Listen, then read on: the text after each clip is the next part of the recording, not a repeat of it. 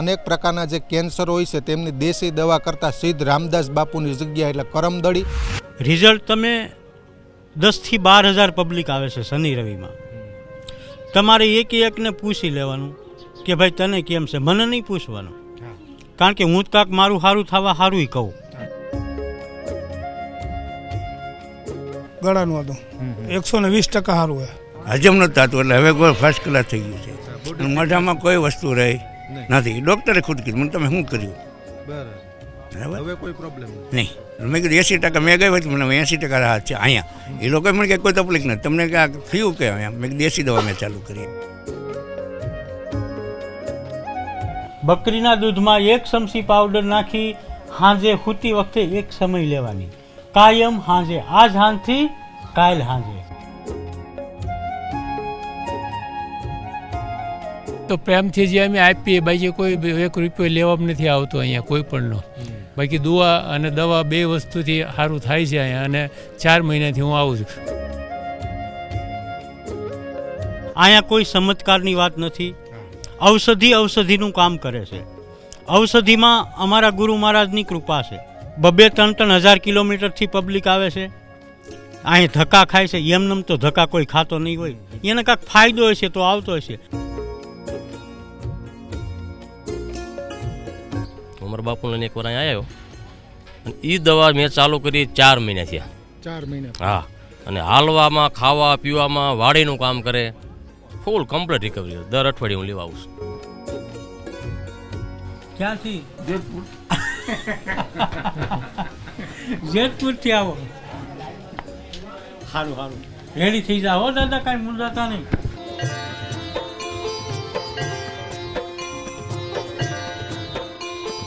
અનેક પ્રકારના જે કેન્સર હોય છે તેમની દેશી દવા કરતાં સિદ્ધ રામદાસ બાપુની જગ્યા એટલે કરમદડી. અનેક મિત્રો મને સોશિયલ મીડિયાના માધ્યમથી પ્રશ્ન કરતા હોય છે કે જે સિદ્ધ રામદાસ બાપુ દવા કરે છે, દેશી દવા કઈ રીતે કરે છે. ખાસ જણાવી દઉં, આ વિડીયો ડિસ્ક્રિપ્શનની અંદર પણ આ લોકેશનની લિંક આપેલી છે. અને ધારીથી મિત્રો કરમદડી ગામ 15 થી 20 કિલોમીટરના અંતરે આવેલું છે. આ કરમદડી ગામની બાજુમાં આનંદ આશ્રમ આવેલો છે અને ત્યાં બિરાજમાન સિદ્ધ રામદાસ બાપુ અનેક પ્રકારના કેન્સરની દવા કરે છે અને દેશી દવા કરે છે. શનિ અને રવિ 2 દિવસ માટે બાપુ વિના મૂલ્યે આ દવા કરે છે. અને ગુજરાત અને ગુજરાતની બહારથી અનેક પેશન્ટ અહીં આવતા હોય છે. દર્શક મિત્રો, આજના એપિસોડની અંદર જે પેશન્ટ આવે છે, જે દર્દીઓ આવે છે, તેમને રિકવરી મળે છે કે કેમ તે તમામ વાતો કરવી છે. સિદ્ધ રામદાસ બાપુની જગ્યા છે આનંદ આશ્રમ કરમદડી. વિડીયોની અંદર એમની લિંક આપી દે, આશ્રમની એટલે કે લોકેશનની લિંક પણ આપી દે. અને આજે રામદાસ બાપુને મળીએ અને જે પેશન્ટ આવે છે તેમને આ દેશી દવાથી કેટલી રાહત છે તે તમામ મિત્રો વિગતો મેળવવાનો પ્રયત્ન કરીએ આ એપિસોડની અંદર. મિત્રો, આજે આમ તો રવિવારનો દિવસ, શનિ અને રવિ 2 દિવસ એટલે કે શનિવારના આગલે દિવસથી જ લોકો આવી જતા હોય છે. પ્રથમ અહીં વહેલી સવારે પ્રસાદી આપવામાં આવતી હોય છે, કારણ કે દૂર દૂરથી જો લોકો આવતા હોય, ગુજરાત અને ગુજરાત બહાર દૂરથી લોકો આવતા હોય છે તો રાત્રિ અહીં પહોંચતા હોય છે. જાતો રાત્રિ રોકાણની વ્યવસ્થા પણ છે અહીં. રાત્રે ઓચિંતાનું આવતા હોય દર્દીઓ તો પ્રથમ અહીં વહેલી સવારે પ્રસાદી આપવામાં આવે છે. પ્રસાદી બાદ આ જે બાપુ છે તે દવાનું વિતરણ કરતા હોય છે.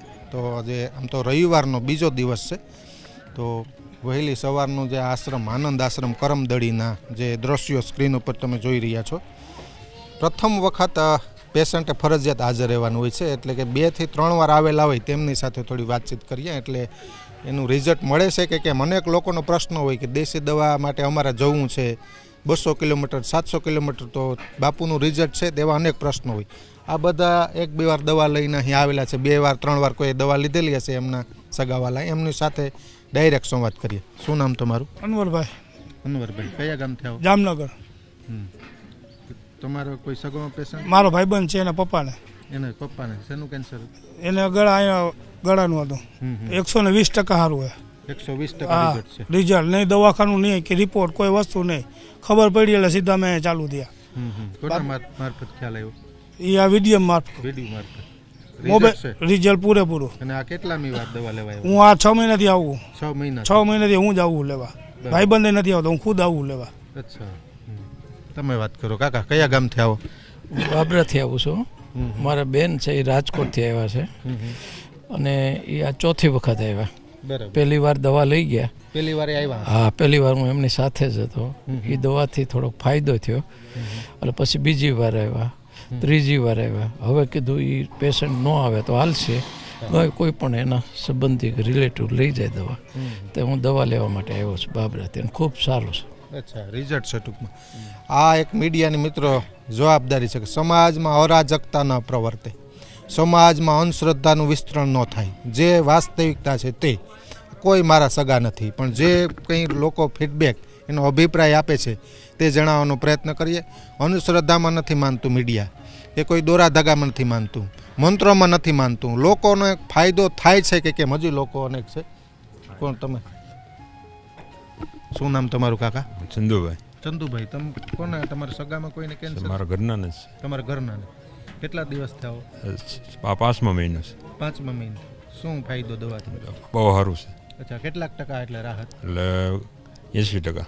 80% રાહત છે. હા, રાહત છે. હવે કામ કોઈ મળ્યા કરવા. કામ કરવા માંડ્યા. હા, હા. ઓકે.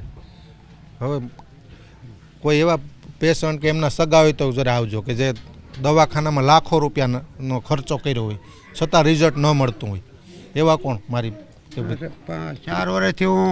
4 વર્ષથી સિવિલની દવા લઉં છું અમદાવાદ, અને ત્યાંથી આજ પર ઓપરેશન ના પાડી. બીજું ઓપરેશન હતું, ઓપરેશન ના પાડી દીધી, ઓપરેશન નહીં થાય કે. પછી મને અહીંયા ખબર પડી એટલે હું આવ્યો એટલે બાપુએ આશીર્વાદની દવા આપી કે આ દવા પાજો, વાટીને અને હૂકવી નાખીને, ખમણીને હૂકવી નાખીને દવા પાજો, અને કે જે રિઝલ્ટ આવે મને બતાવજો. અને પેશન્ટને ન લાવતા અરે તમે એકલા લાવજો, કે જો બહાર ફૂટે તો એક વખત લાવવા પડશે, અને અંદરને અંદર જો ગળી જાય તો તમારે જરૂર નહીં કે લાવવાની, કે દવા ચાલુ રાખજો. અને દવા ચાલુ રાખજો, આ ઠેલી લઈને આવજો એટલે દવા હું આપીશ. ઠેલી વગર દવા નહીં મળે. બરાબર. આ એમની નિશાની? હા, એમની નિશાની. હા, આ ઠેલી લઈને આવે? હા. અચ્છા, કોને આ તકલીફ? હા, મારા ઘરના જ છે. હા. અચ્છા, સરસ. હા, ભાવનગર જિલ્લાથી આવું છું, વલભીપુર તાલુકો. વલભીપુર. હા. ઓકે. ભાઈ, કોને તકલીફ હતી? મને ખુદને અચ્છા, કેન્સર કયા પ્રકારનું? મોઢાનું. અચ્છા. 3 વર્ષથી ઓપરેશન કરાવ્યું, અચ્છા. પછી રિપોર્ટ કરાવ્યા શ્રાવણ મહિનામાં. એટલે ડૉક્ટરે એવું કીધું એક ડાબી કિડનીમાં ગાંઠ છે અને મોઢાની બાયોપ્સી કરાવવાની. તો ગઈ 6 તારીખે હું પાછો બતાવવા ગયો તો મને કે તમે શું કર્યું? તો બાયોપ્સી ઓપરેશન કરવું પડે એમ હતું મોઢામાં, અત્યારે નથી. હા. અચ્છા. મેં કાંઈ નથી કર્યું. મને કે તમે ગમે તે કર્યું હોય. પણ એને મોજા પહેરી અને આંગળી નાખીને જોયું. મેં દેશી દવા ચાલુ કરી છે કરમદડીથી. અચ્છા. 2 મહિના મેં કીધું થયા હજી, અને મારે 3 મહિના ઘડી મેં પાછો રિપોર્ટ કરાવવો છે. મેં હવે સુરત નથી કરાવવો. બરાબર. મેં ગમે તે બીજે કોઈ ઇન્યુઇન ન આવે ને એમ. હા, હા. બરાબર. કિરણમાં મેં કરાવ્યું હતું એટલે મને અત્યારે બહુ પહેલાં શરીર વધી ગયું, પેટ વધી ગયું હતું, હજમ નહોતું થતું. એટલે હવે કોઈ ફર્સ્ટ ક્લાસ થઈ ગયું છે. અને મોઢામાં કોઈ વસ્તુ રહી નથી. ડૉક્ટરે ખુદ કીધું મને તમે શું કર્યું? બરાબર. બરાબર. હવે કોઈ પ્રોબ્લેમ નહીં. મેં કીધું 80% મેં ગઈ હતી, મને 80% રાહત છે અહીંયા. એ લોકોએ મને કે કોઈ તકલીફ નથી, તમને કે થયું કે અહીંયા? મેં દેશી દવા મેં ચાલુ કરી એમ. ડૉક્ટર તો માને નહીં. જો હું નહોતો માનતો. મેં પહેલાં ઓપરેશન કરાવેલું ને પ્રાઇવેટમાં વળી. અચ્છા, પ્રાઇવેટ. હા. કેટલાકનો ખર્ચો? 3 વર્ષથી આ 3 લાખ 2,70,000 ફી દીધી હતી. અને 5 લાખે પૂરી ગયો. 15 દિવસ રોકાણો, પછી સુરત રહેતો, રહું છું ગામડે. 3 મહિના રેડિયેશન દેવા પડે. હા. મહિનો 5 રજા આવે શનિ રવિની, અને 30 રેડિયેશન હતા. 1.5 મહિનો રોકાવવું પડે. કયો? અને દવા ચાલુ. ખાલી ફી 2,70 આપી હતી. અચ્છા.